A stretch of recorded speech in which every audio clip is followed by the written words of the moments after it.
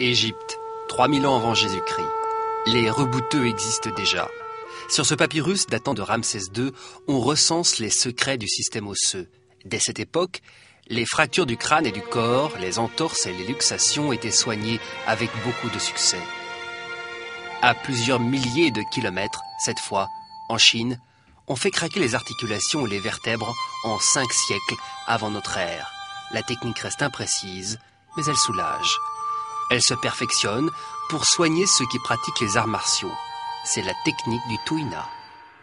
En Europe, le reboutement fait son apparition officielle.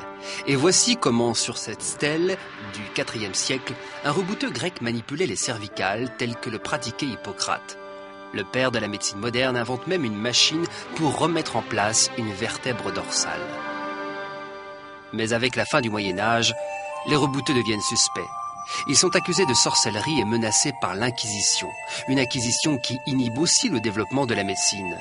Du coup, dans les campagnes, rebouteux et guérisseurs redeviennent le dernier recours. Les rebouteux continuent au XVIIIe siècle à essaimer et les dons se transmettent de père en fils, comme en Bretagne, où cette pratique est particulièrement répandue, héritage du druidisme celtique. C'est déjà une filière de soins parallèle, simple mais efficace. Elle a même ses stars, comme Pierre Rounet, un gaillard de l'Aveyron.